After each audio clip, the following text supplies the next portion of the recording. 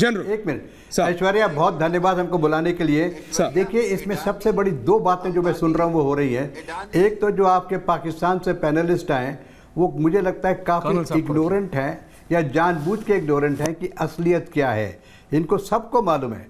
और दूसरी बड़ी दुख की बात यह है कि जो ये पैनलिस्ट आए हैं सब एजुकेटेड हैं, highly motivated towards the country हैं, लेकिन ये नहीं समझ पा रहे कि ये देश का फ़ायदा कर रहे हैं इस तरह से बता के कि देश का नुकसान कर रहे हैं।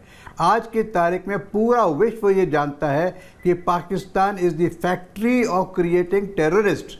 ये पूरा वर्ल्ड जानता है। तो इस समय जो वहाँ एजुकेटेड लोग हैं, जैसे पैनल में बैठे हैं, सब इतने रिस्पॉन्सिबल लोग बैठे हैं, इन्हें ये समझना चाहिए कि आज पाकिस्तान के अंदर कुछ उद्धार हो सकता है तो ये लोग कर सकते हैं, पब्लिक कर सकती है, जो पब्लिक ने काफ़ी हद तक कोशिश भी की है, जबकि आर्मी के साथ इमरान खान की पार्टी की झगड़ा भी हुआ है।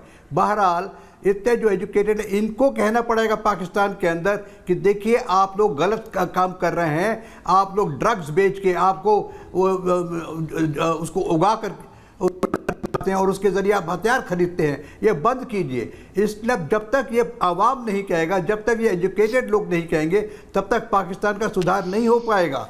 तो मैं इनसे रिक्वेस्ट है कि आप प्लीज समझें, इसको एक्सेप्ट करें कि रियलिटी क्या है, पाकिस्तान की आर्मी का क्या स्टेटस है, पॉलिटिकल पार्टीज का क्या स्टेटस है, कौन रूल कर रहा है, उसकी फॉरेन पॉलिसी कौन डिसाइड करता है, उसकी टैक्टिक्स और टेररिज्म को बढ़ाने के लिए कौन ट्राई कर रहा है। कश्मीर के अंदर क्या आप बात करते हैं, कश्मीर के अंदर तो आप बिल्कुल भूल जाइए, यहाँ तक कि आपका जो पाकिस्तान ऑक्युपाइड कश्मीर है वो भी आपसे परेशान है। उसको आप इंडियन पाकिस्तान से देख लीजिए, कश्मीर से, कि किस तरह से यहाँ तरक्की हुई है और किस तरह से वहाँ बर्बादी हो रही है।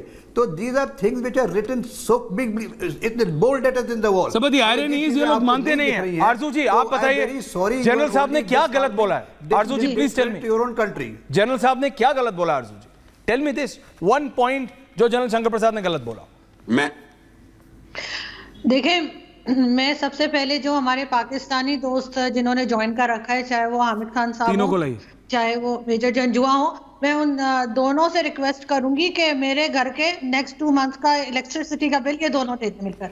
ऐसा क्यों? डिसाइड कर ले कि कौन से मंथ का किसने देना है, जुलाई अगस्त का ये लोग दे दें, ताकि इनको पता लगे कि पाकिस्तान में लोग कितने मजे में रह रहे हैं। दोनों मुल्क से बाहर बैठे हुए और दोनों को लग रहा है यहाँ दूध और शहद की नहरें बह रही हैं। मुझे समझ नहीं आती कि आप अपनी गलती को, अपनी चीजों को मानते नहीं है, उसके बाद आप ये भी चाहते हैं कि पाकिस्तान ठीक हो जाए। यहाँ पर लोग खुदकुशी कर रहे हैं सर। 2 दिन पहले एक आदमी ने अपने ही भाई को मार दिया इलेक्ट्रिसिटी बिल पर, गुजरांवाला में। अगर आप लोग इतने बेखबर रह रहे हैं पाकिस्तान से बाहर, तो मुझे बहुत अफसोस है। यहाँ पर तो मुझे अच्छा नहीं लगता है कि अपनी कंट्री के बारे में इस तरह के अल्फाज इस्तेमाल करूं, लेकिन मजबूरी है। यहाँ पे पब्लिक, मेरी जैसी आम पब्लिक है, उसका जीना मुश्किल किया हुआ है। चाहे वो हमारी एजेंसी हो, चाहे वो हमारी आर्मी हो, चाहे हमारे पॉलिटिशियन हो, कर्नल साहब सुन रहे हैं ना पाकिस्तान की रियलिटी। कोई फर्क नहीं पड़ता, जितना मर्जी बिल आ जाए, 4-4 गाड़ियां खड़ी हुई हैं, आम लोग क्या करें? सब लोग फत्ता लगा लें या गोली मार दें एक दूसरे को। That's right. हामिद खान साहब, वो तो मुझे पता है कि आप पाकिस्तान में, क्योंकि जब आप पाकिस्तान में रहते हैं तो आप कभी टाई नहीं पहनते, वो आपका ट्रेडमार्क है, वो मैंने पकड़ लिया है। लेकिन मैं आपको इतनी बात बता रहा हूं, ये रियलिटी है। आपके पास एलसी खड़ी हो सकती है, आपके जर्नल्स के पास मेबाक्स खड़ी हो सकती है, बेंटलेस खड़ी हो सकती है, लेकिन आम पाकिस्तानी के बच्चों के पास पीने के लिए दूध नहीं है और बाप के पास बिजली का बिल भरने के लिए नहीं है। And that's a reality. बिजली जाना अलग बात है, बिजली के लिए भाई भाई का खून कर दे वो एक अलग बात है। That's the reality. कर्नल साहब सुन रहे हैं ना, that's the reality of Pakistan. और इनको गधे बेच के बंदूक खरीदना जंजुआ साहब को अ साइन ऑफ डेवलपमेंट लगता है। Sir, good fates to you. हाँ ऐश्वर्या, हामिद खान साहब और ऐश्वर्या, मैं इससे इनकार नहीं करता कि पाकिस्तान पिछले 76 सालों में हमारे पॉलिटिशियंस ने हमारे यहाँ मार्शल लॉ की वजह से बड़ा जुल्म हुआ, लेकिन उस सब के बावजूद मैं जो इंटरेस्टिंग बात आपको बताऊं कि पाकिस्तान ने फिर भी पाकिस्तान की इकोनॉमी के हवाले से, पाकिस्तान का जो नेता है, जो पब्लिक है, उसमें ऐसा नहीं है कि कोई भूख नंग जो पिक्चर आप दिखाते हैं ऐसी नहीं है। Yes, there are problems, I admit it, लेकिन मैं ये कहता हूं कि खुदारा प्रॉब्लम्स को मिलके हल करने की बात करो, तो फिर आप अपनी प्रॉब्लम्स भी मानो। जब अडानी के साथ मोदी जी का हजारों अरब डॉलर का स्कैंडल आता है, जब अंबानी के साथ मोदी, आपके यहाँ कौन सा अडानी अंबानी है? चलो पूछता है भारत, बता दो। अच्छा चलो ठीक है, माना मेरे को ये तो बता दो, हमारे यहाँ है तो कोई अडानी अंबानी? आपके यहाँ तो गधे बेचने वाले हैं। आपके यहाँ कौन सा अडानी अंबानी है? भाई देखिए, आप मेरी बात सुनिए। We are proud of having, सुनिए भाई, only 2 versus 2, don't do this director, keep 2 versus 2। आप मेरी बात सुनिए भाई। हेलो हामिद खान साहब, no please mister, and colonel साहब जवाब दे रहे हैं। कर्नल साहब, I am only coming to you sir, colonel साहब I am coming to you, I can see your finger, but मेरा सिर्फ इतना सवाल है, हामिद खान साहब क्यों नहीं है ऑन एयर? हामिद खान साहब and Arzoo ji, director what are you doing? Keep Hamid Khan साहब on air now, get Hamid Khan on air. Thank you Hamid Khan साहब। हमारे पास अंबानी भी है, अडानी भी है, टाटा भी है, बिरला भी है, बजाज भी है, और भी 4-5 है, नए भी आ रहे हैं। हमारे पास ओयो भी है और पता नहीं क्या क्या भी है, ओला भी है, सब है। आपके पास क्या है? ठीक है, गधा बेचने वाला। आपके पास क्या है? आतंकवादी बनाने वाला, AK-47 चला के सिखाने वाला, पहाड़। आप समझिए मेरी बात। आप comparison, you are not even comparing apples and oranges. आप कंपेयर कर रहे हैं गधों और घोड़ों को। गधे और घोड़ों की तुलना नहीं होती मेरे भाई। कर्नल शैलेंद्र सिंह, कर्नल साहब जवाब दे रहे हैं आपको। हामिद खान, गधे और घोड़ों की तुलना नहीं होती है, समझिए। मेरे पास अंबानी अडानी है, आपके पास है क्या? थैंक यू कर्नल साहब, ऑडियो फुल, थैंक यू। मैं बताता हूं, मेरे पास मेरे ख्याल मैंने आपको 30 minute full time is yours. सबसे दरखास्त है कि आरजू आपके पाकिस्तान की वो जाबाज बेटी है, हिंदुस्तान की नहीं, पाकिस्तान की वो जाबाज बेटी है जो अपने पाकिस्तान के भले के लिए रियलिटीज को फेस करने को तैयार है।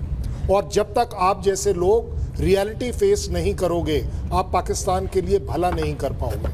मैं अब आपको बताता हूं, जब आप कहते हैं कि मोदी मोदी मोदी, मैं कहता हूं उस मोदी के खौफ से डरो। ये वो मोदी है, ये प्राइम मिनिस्टर जब तक है तब तक बहुत अच्छी बात है, लेकिन जिस दिन वो मोदी बन गया, आप समझ नहीं पाएंगे कि आपके ऊपर कितना डैमेज हो जाएगा। हम चाहते नहीं हैं कि इस तरह की कोई बात हो। हम चाहते हैं हमारा Modi prime minister as a responsible रहे। ये वो मोदी है जब ठान लेता है तो वो फिर अपनी भी नहीं सुनता है। वो आज आपने उसे सुना क्या बोला कि इसका जवाब जरूर मिलेगा। खौफ मनाओ इस बात से। मैं कहता हूं भगवान शायद आपको माफ कर दे, बट मोदी माफ करने वाली पार्टी नहीं है।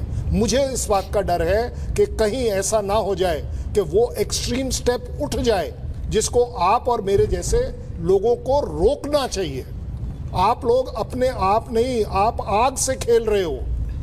मैं कह रहा हूं कृपया कर do me a favour, don't challenge this Modi. आपने 370 बड़ी अच्छी बात करी, लेकिन आपने साथ में ये भी तो कह दिया ये हमारा इंटरनल मामला है। जब हमारा इंटरनल मामला है तो आप कौन? भाई ये आपका जो फिलॉसफी है ये दोनों जगह लगनी चाहिए ना।